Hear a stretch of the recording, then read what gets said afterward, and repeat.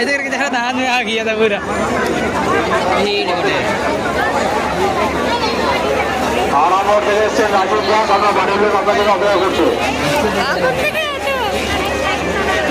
अभी आज ही तो होगा कल तो ही बुलाएगा